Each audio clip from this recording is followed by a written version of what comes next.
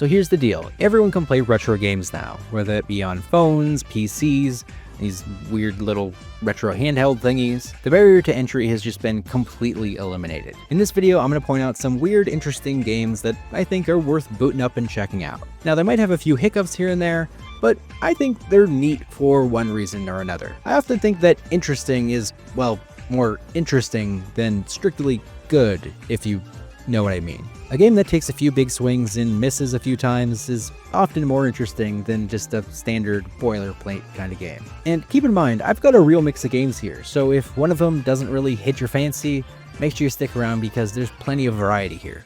And yeah, just a reminder, you could basically play these on anything nowadays. So I'm sure if you're interested in any of these, you could look up a tutorial somewhere and I'm sure you can get them up and running. Alright, now that all of that is out of the way, let's get on with it.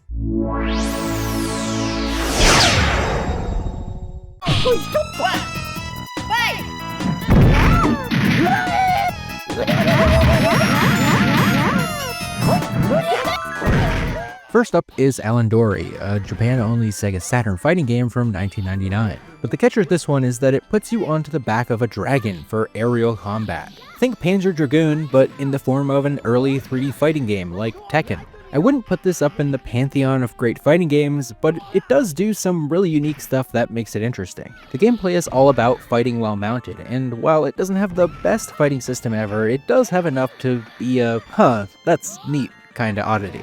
One cool thing is when you end up knocking an opponent off their dragon, you leave them stunned for a bit on the ground, and that opens them up for some extra damage, and it becomes a frantic scramble to kind of take advantage of the opportunity. Visually, it's a technical marvel for the Sega Saturn, because it achieves some really clean 3D graphics with textures and transparencies that really push the hardware. The Sega Saturn famously struggled with transparencies, often resorting to a dithering effect, but in Elan Doree it manages some surprisingly clean effects. Also, a cool thing that this game does is, once you realize that each character is basically two distinct characters, the rider and the dragon, it becomes really impressive.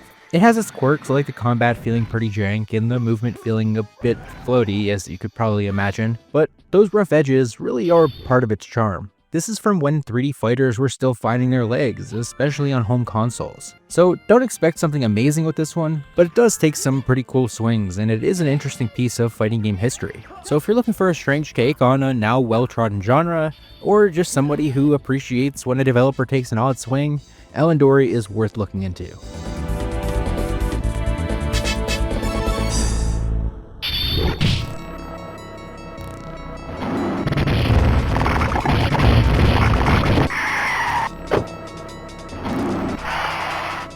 And then we have Night Slashers, a beat 'em up that often does get brought up in underrated arcade conversations, but I'm surprised it took me so long to give it a shot. The basic gist is that it takes the belt-scroller action of Streets of Rage or Final Fight, but gives it a campy horror coat of paint. So picture a Monster Mash sort of approach, with zombies, werewolves, vampires, and mad scientists that you bash your way through. As a huge fan of both horror and brawlers, it's the perfect example of a great game that I, someone whose wheelhouse is exactly this kind of stuff, hasn't played yet. It really goes to show you that there's so many excellent games out there that would be perfect for one person's specific taste, but they just get brushed over. That said, if you're familiar with this genre, it's not groundbreaking beyond its theming, because it's still just a straight up beat 'em up. You're side-scrolling, punching, kicking, and beating the hell out of everything in your path as you would expect. But it's that fun, universal monster style theme that makes it something special. But here you get 3 different characters, each with their own sets of moves and goofy horror gimmicks.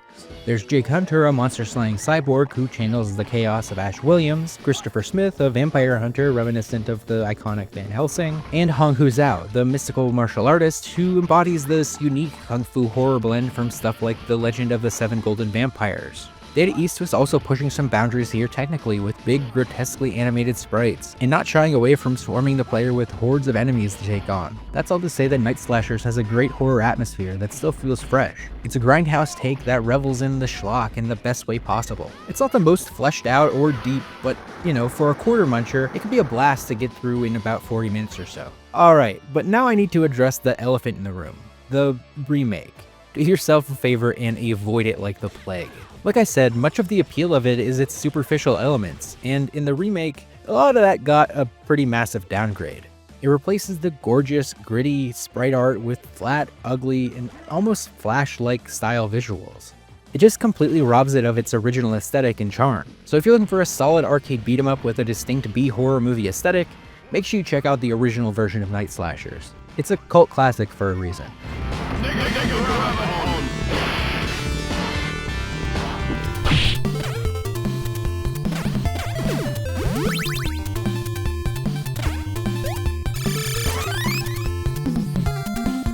Wai Wai World 2 is an often forgotten Famicom exclusive from 1991 that mashes together Konami's franchises of the era in a really fun way.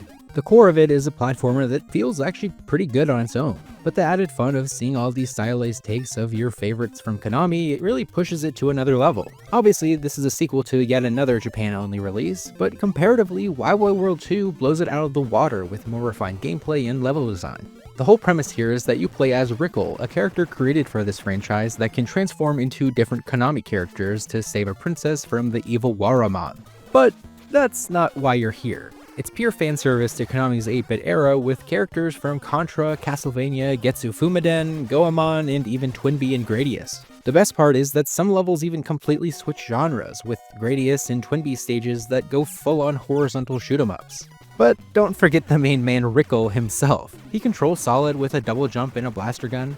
But yeah, at the end of the day here, you're probably like me, and you're just looking forward for your next chance to transform. It does a great job of being an approachable late-era 8-bit Nintendo platformer, think like Tiny Toons or Little Samson, while never quite reaching the heights of their quality, but artistically it goes for the big chunky sprites and a generalized style of cuteness that's added to all the characters, and they end up meshing all together because of it. But in the end, if you're a retro Konami sicko like myself, there's a lot to love here.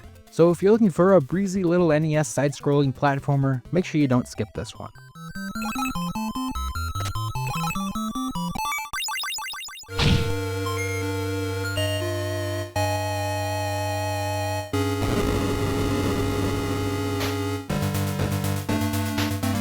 I've heard word of the Neo Geo Pocket Color cult classic Biomotor Unitron, but when I finally ended up booting it up, I expected a simple Monster Training clone, but it immediately impressed me with so much more than what I was expecting. Its hooks sink in pretty fast, and that's because of its really fun customization options. You play as a trainer of a Unitron robot, and your goal is to take it on runs through dungeons to collect money and materials, then go to town, upgrade, swap out parts, and steadily become more powerful in order to climb the ranks of Unitron trainers. The gameplay loop is incredibly satisfying. The dungeons themselves are mazes with turn-based combat, and each run feels very different. The customizability here is incredibly cool, because with each part that you put on your robot, it's like swapping out like basic arms for rocket launchers, stuff like that, but it visibly changes its appearance, and I'm a sucker for that.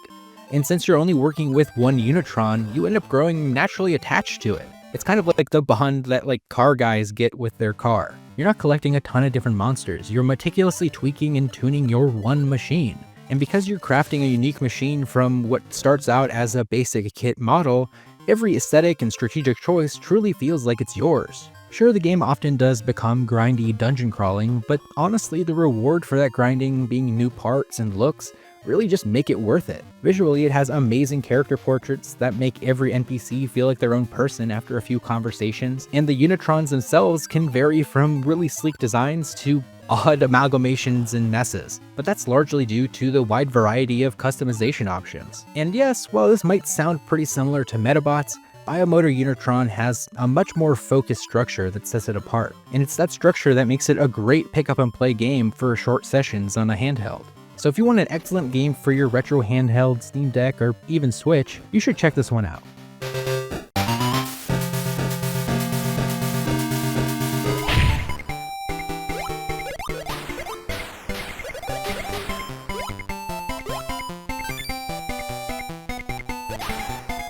Next up is Mizubaku Daiboken Liquid Kids, or really just known to most people as Liquid Kids. It's a Taito arcade game, but what I'm talking about here is the port to the PC Engine. The basics of it is that it takes on the classic platformer style, but adds a clever new water-based set of mechanics to it. You play as Hippopo, a little platypus who's armed with these water bombs. And the cool thing is that how they function as your tool for every level. You use them to soak enemies, leaving them stunned so you can kick them off the screen, but you can also use that same water to grow plants into new platforms. This dual-purpose mechanic really feels great and encourages you to just kind of go wild with the water. It's bursting with color and charm and really great sprites and fluid animations, so it really feels unique. It also has that distinct Taito feel, reminiscent of a lot of their other whimsical arcade games like Bubble Bobble. This version though does have its quirks being an early 90s arcade port. In translation, it does lose some background parallax scrolling effects and some boss sprites are smaller than the arcade version, but as somebody who played this as the first version that I've played, I never really felt like I was missing anything. The core gameplay loop here is just super solid and joyful, and really the minor technical downgrades barely register. So if you want another solid little platformer and appreciate clever little mechanics, Liquid Kids is worth looking into.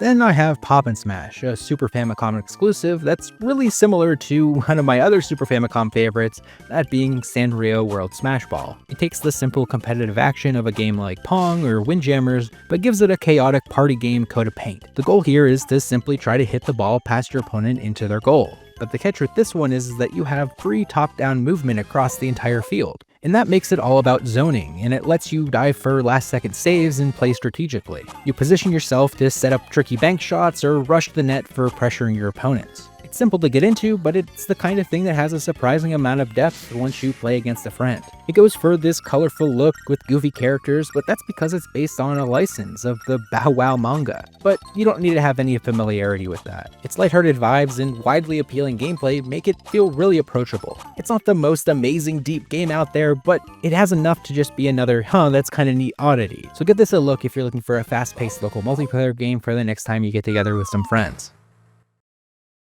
Whoa!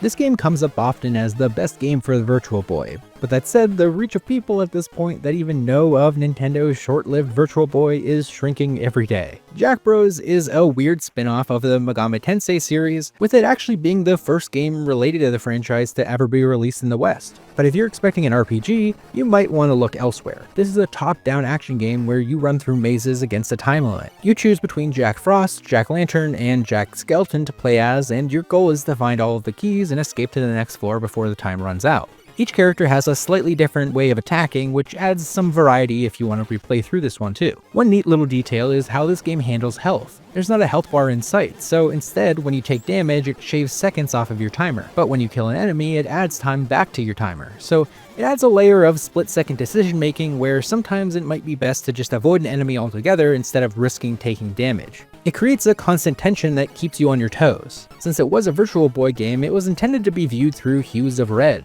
but if you're booting this up now, not on original hardware, it's pretty easy to find a palette that's not so offensive to the eyes. And when you do end up shedding the red, the sprite work really shines, and it is really charming. One minor thing that's lost by viewing this not in 3D though is some little touches, like the floor below the one that you're on being visible below you, and it's stuff like that that you're really losing out on, but I guess you could technically see that if you're playing this on like a 3DS or maybe in VR, but I don't think it's really worth going out of your way to view it this way. But you can tell that this is a little passion project, and it being relegated to a doomed console, the odds for its notability were pretty stacked against it. But if you're into retro curiosities or a Megami Tensei sicko, Jack Bros is a fun and surprisingly intense little game that's another one that's a cult classic for a reason.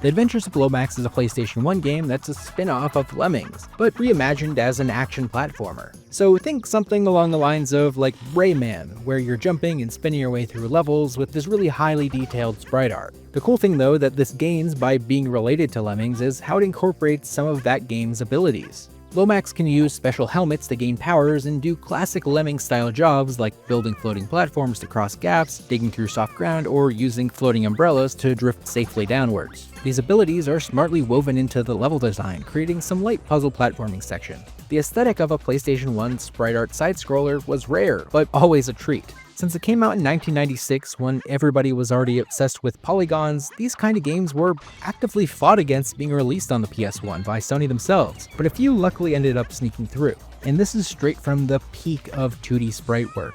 The environments are detailed and colorful, even using parallax scrolling and movement into the foreground and background to show off what the hardware could do with 2D animation.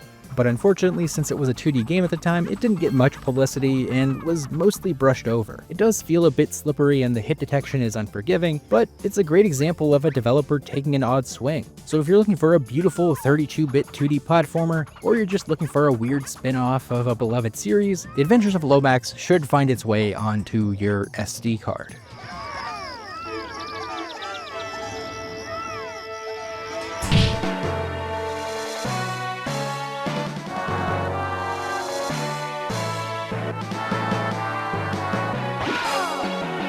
Next up is the Game Boy Advance adaptation of the 2007 CG TMNT movie. The catch with this one is that, while the console versions were forgettable 3D licensed games, the GBA game is a 2D beat-em-up that's surprisingly solid. It was developed by Ubisoft Montreal, and you could tell that they really knew what they were trying to go for with this one. That being the feeling of the classic TMNT brawlers, but, well, it doesn't quite meet their quality, it's still a pretty fun time. The combat feels snappy, and each turtle has their unique moves and special attributes, which encourages switching between them. It even borrows some mechanics from other games in the genre, like River City Ransom, like collecting money from falling enemies to buy upgrades. Interestingly, I think this game actually aged way better than the 3D versions on like the GameCube and Xbox and PS2, because this game's 2D art really does scale up pretty well. All that said, it's a pretty short game, and some of the levels are a bit repetitive, but it's a beat 'em up after all, and that's just simply part of what you expect from the genre. For a movie tie-in game that's just been kind of brushed under the rug at this point, it really is a pretty good game that harkens back to the Turtles' heyday. So make sure you give this one a look if you're into the TMNT and beat-em-ups, or you just like games that punch way above their weight.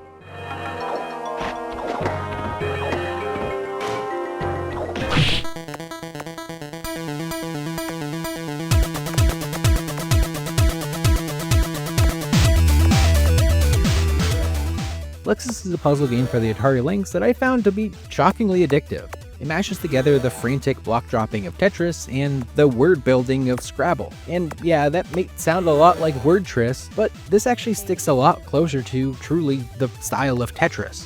It takes a simple word puzzle game, but stacks on a constant pressure with the screen filling up with these falling letter tiles. Once you form a valid word, those tiles end up vanishing and you rack up points based on its length. But since you probably will end up having a mess of tiles on top of the words you're clearing, it can cause cascading combos of words. And the real magic happens when you clear a word and the letters above it fall into place, forming new words entirely on their own. And these chains end up feeling amazing. It's got all the stuff you'd expect as you progress. The levels get harder and the tiles fall faster, which really do crank up the challenge a lot. And it can quickly devolve into trying to stagger consonants and vowels in an attempt to lock into different words. But even when you are mindlessly doing that, it's still surprisingly engaging. But ultimately, Lexis is one of those games that successfully blends two genres to create something that feels incredibly addictive. So if you're a fan of word games or you just want to play something neat on the often hated Atari Lynx, Lexis is worth a few rounds.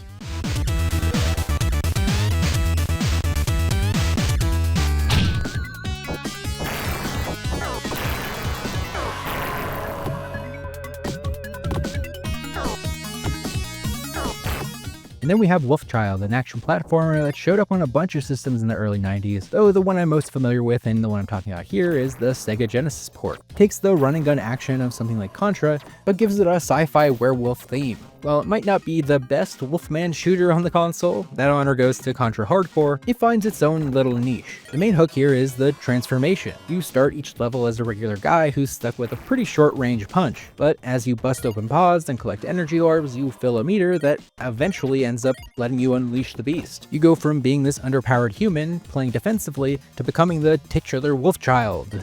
a powerhouse who can blast energy projectiles from his fists. Suddenly, you're on the offensive, tearing through enemies that gave you trouble just moments before. Visually, it has that gritty, detailed sprite art that just screams, 90s Sega Genesis. You get it, you know what I mean. Lots of dark palettes and industrial looking backgrounds. All that said, the controls feel pretty stiff, and the level design here is not blowing anybody away. But, those can be part of its B-game charm. Also, the vanilla Genesis version here isn't really the best one out there. The Sega CD version is the version that you should really boot up and play if you're coming to this for the first time. It has a full Red Book audio soundtrack and extra stages that really make it the definitive version. So look into Wolfchild if you're looking for a 90s B-tier 16-bit vibe.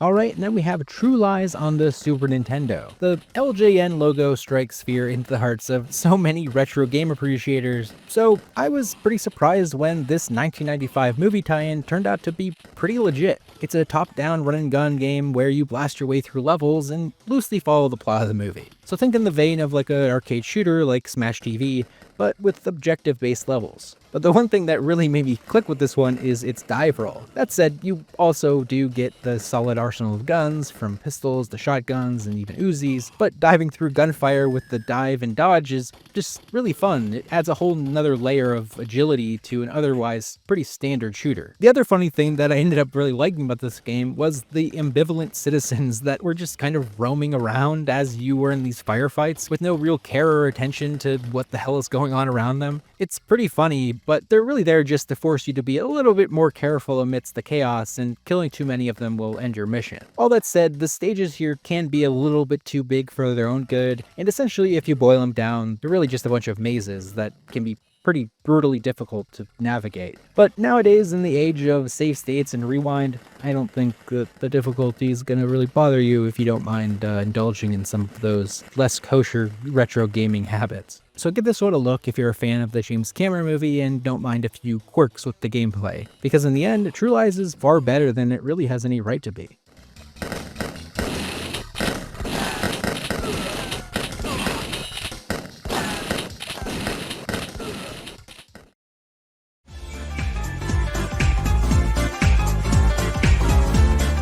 Alright, and that was my latest video checking out some weird, interesting retro stuff that I think is worth checking out. Hopefully you found a new curiosity to add to your to-be-played list. Also, I'd like to hear about your retro oddities that you think maybe I should cover here on the channel in the future, so leave those in the comments below. And hey, a huge thanks for watching. If you liked the video, do all the YouTube-y stuff because it really does help out a ton. These videos are a real passion project for me, so if you want to support the channel and go above and beyond, head over to my Patreon. Over there I have a brand new patron exclusive video about the stuff that I think looks really cool that's coming out in August. And that's in addition to the video that I did last month about how I find the weird games that I do on Steam. But regardless, thank you so much for watching.